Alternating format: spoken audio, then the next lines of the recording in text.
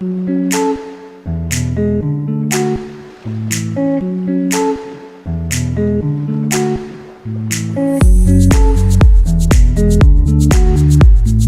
présente, je m'appelle Arthur Wallis, j'ai 22 ans et je suis apprenti ingénieur à Mécavenir à Liselle, à côté de Puteaux, et je réalise mon alternance au sein de Renault Group. Moi c'est Emilio Messina, pareil, je suis apprenti alternant, j'ai 22 ans, je travaille chez Safran Aircraft Engines et je suis à l'ICAM Paris Sud.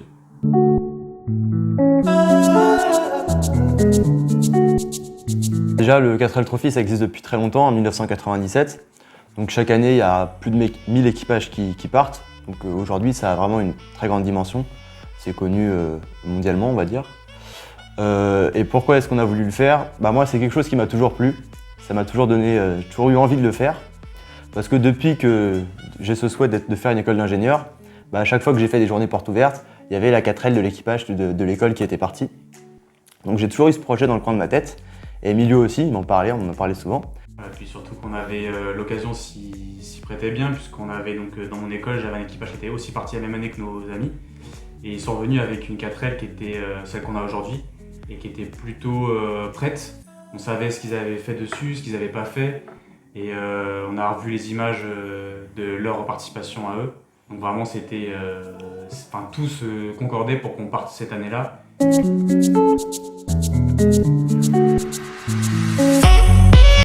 y en a beaucoup. Déjà, une première étape, c'est que la voiture, on n'a pas beaucoup roulé avec. Il y avait un peu cette excitation du départ, de se dire voilà, on part de Lieusaint déjà jusqu'à Biarritz, donc déjà il faut arriver à faire ça et être sûr que la voiture marche bien. Et c'est vraiment ce côté solidaire dès le début qui est assez impressionnant et qui est assez marquant au final. Parce qu'en fait tout le monde est là pour le même objectif, pour profiter, évidemment pour le côté humain et solidaire de l'aventure, mais aussi pour partager 10 jours tous ensemble. Donc non, c'est vraiment, dès le départ, l'image d'avoir tous les jeunes avec soi, c'est vraiment sympa. Moment fort, on va dire, on a l'épreuve marathon quand même, ouais. Où on est 2 jours en semi-autonomie, on va dire. Parce que c'est nous qui décidons où est-ce qu'on s'arrête pour dormir. On avait un bivouac organisé par l'organisation, et donc on savait où on dormait, etc. Et là, l'épreuve marathon, donc c'est 2 jours en autonomie. Bon, on est quand même vachement bien encadré, mais donc c'est 2 jours où on traverse une partie des airs, ensuite on traverse le Maroc pour retourner à Marrakech.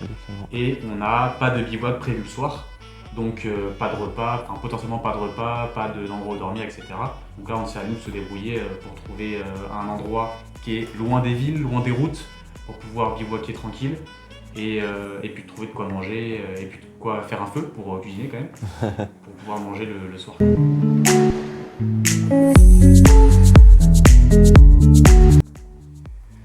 Sur le plan personnel, c'est vraiment, pour ma part, c'est vraiment le côté humain.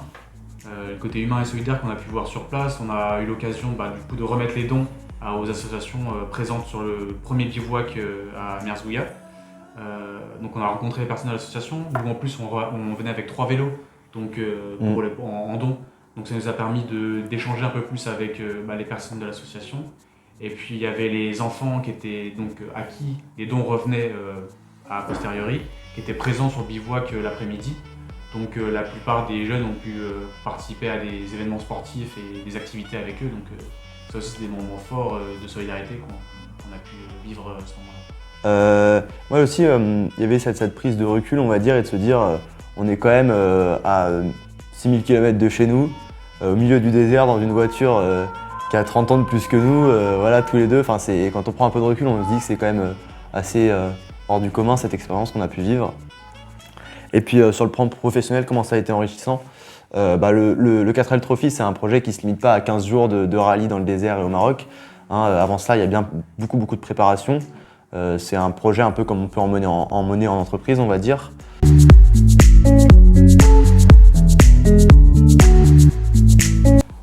Déjà, il y a toute l'aventure en soi. Faire 7000 km dans une voiture des années 70-80, c'est déjà une épreuve.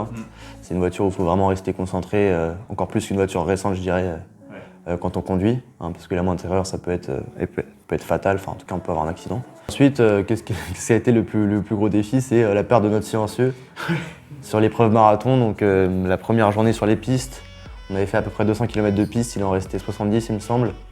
Et sur une partie un peu caillouteuse, on a cassé notre silencieux d'échappement.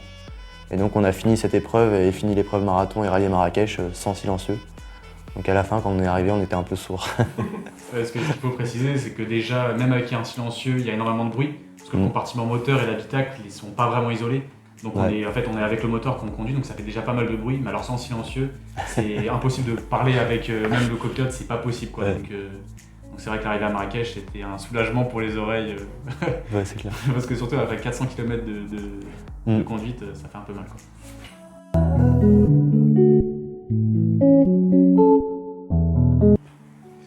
On est très fiers déjà d'avoir pu participer à cet événement, enfin reconnaissant en tout cas envers nos sponsors et fiers d'avoir pu terminer cette épreuve dans cette intégralité. On est fiers aussi d'avoir pu soutenir les différentes associations partenaires du Castrel Trophy, comme la Croix-Rouge à qui on a remis des dons à l'arrivée à Biarritz, ou encore l'association Les Enfants du Désert à qui on a remis, comme Emilio l'avait dit, 3 vélos, 2 sacs de fournitures scolaires, 2 sacs de fournitures de sport et puis une caisse qui nous restait parce qu'au final on avait trop de dons. Mais bon, c'est bien, c'est un mal pour un bien, on va dire.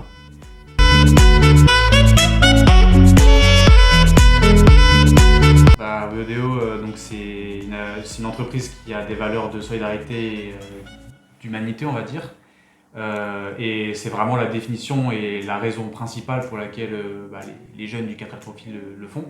C'est vraiment pour apporter des dons et pour aller aider les gens sur place et aussi entre nous. Ouais, parce qu'il y a quand même beaucoup d'entraide entre trophistes. Parce qu'il y en a certains qui partent sans trop de connaissances dans la mécanique et du coup ils se retrouvent assez vite bloqués s'ils ont un problème. Et c'est là où du coup l'entraide entre nous est assez importante. Donc ouais, c'est vraiment ces deux valeurs-là qui sont vachement représentées et parmi les valeurs de VEDO et parmi le Castrel Trophy, l'action qu'on a menée là-bas quoi.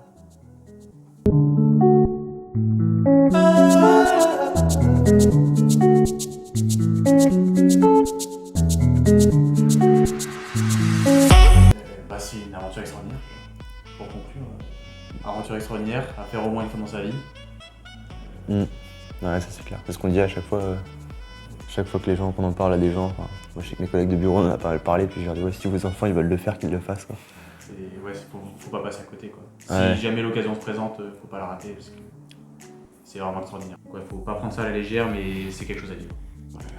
Humainement c'est extraordinaire, ça restera gravé à jamais quoi.